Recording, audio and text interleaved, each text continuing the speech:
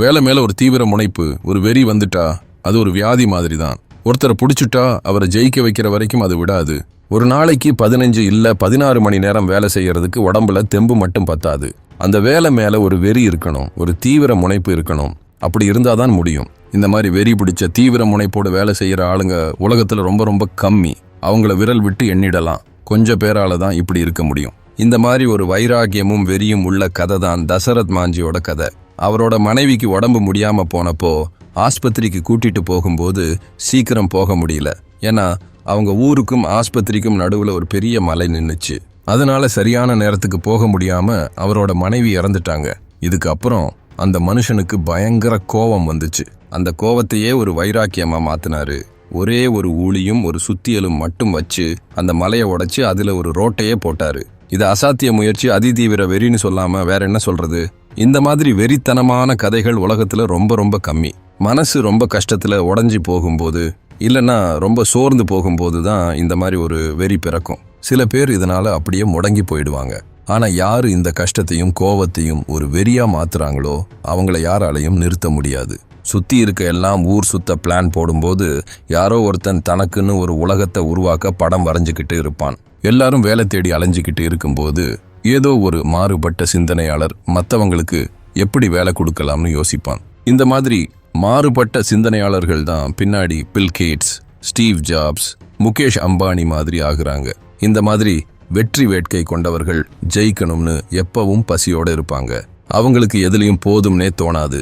இந்த வெறி அவங்கள தூங்கவும் விடாது, சும்மா இருக்கவும் விடாது.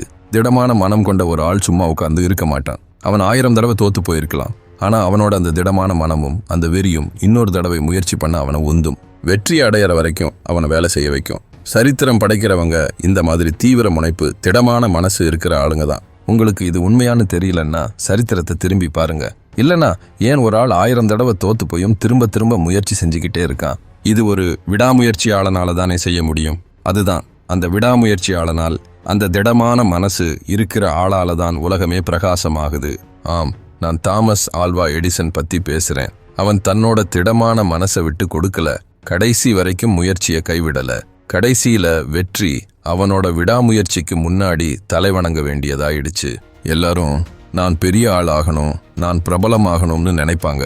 ஆனா அதுக்காக வேலை செய்கிறவன் அந்த வெற்றி வேட்கை கொண்டவன் மட்டும்தான். இந்த மனுஷனை 30 தடவை வேலையை விட்டு நீக்கி இருக்கிறாங்க. யூனிவர்சிட்டி தேர்வுல 5 தடவை தோல்வி அடைஞ்சிருக்கார். ஏன் KFCல வெயிட்டர் வேலைக்கும் அவர் ரிஜெக்ட் செய்யப்பட்டிருக்கார். ஆனா அவருக்கு வேலை மேல அவ்வளோ வெறி இருந்துச்சு. இத்தனை தடவை தோல்வி அடைஞ்சதுக்கு அப்புறமும் அவரு அலிபாபா கம்பெனி ஆரம்பிச்சார். இப்ப இந்த கம்பெனி உலகத்திலேயே பெரிய ஆன்லைன் விற்பனை நிறுவனங்கள்ல ஒண்ணு. அன்னைக்கு இவ்வளவு தடவை தோல்வி அடைஞ்ச இந்த மனுஷன் இப்ப சைனாவில் 2வது பெரிய பணக்காரரா இருக்காரு. இந்த கட்டுக்கடங்காத முனைப்பு அவரோட மூளையில மட்டும் இல்ல, அவரு செய்யற வேலையிலையும் காட்டுது. உலகத்துல இருக்கிற எல்லாரும் அதை பாக்குறாங்க. ஆனா அதை அப்படியே செய்ய முடியல. ஏன்னா எல்லாருக்கும் அந்த அளவுக்கு கட்டுக்கடங்காத முனைப்பு வராது. அதனால நண்பர்களே, உங்க வாழ்க்கையில தோல்வி வந்துச்சுன்னா வாழ்த்துக்கள். உங்களுக்காக ஒரு பெரிய வெற்றி காத்துக்கிட்டு இருக்கு. உங்களுக்கு 2 வழி இருக்கு. முதல் வழி தோல்விகளை நினைச்சு அப்படியே உட்கார்ந்து புலம்பிக்கிட்டு இருக்கிறது. 2வது வழி அந்த தோல்விகளை உங்க முயற்சிக்கு ஊக்கமா மாத்திக்கிறது, அதையே உங்க பலமா வச்சுக்கிறது.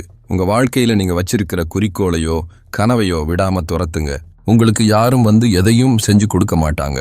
நீங்க தான் உங்க வாழ்க்கைக்கு முடிவு எடுத்து வாழ்க்கையில ஒரு பெரிய விஷயத்தை அடையணும். இந்த வீடியோவோட முக்கியமான விஷயம் உங்களுக்கு புரிஞ்சிருக்கும். இதனால உங்களுக்கு ஒரு நல்லது நடக்கும்னு நம்புறேன். ரொம்ப நன்றி.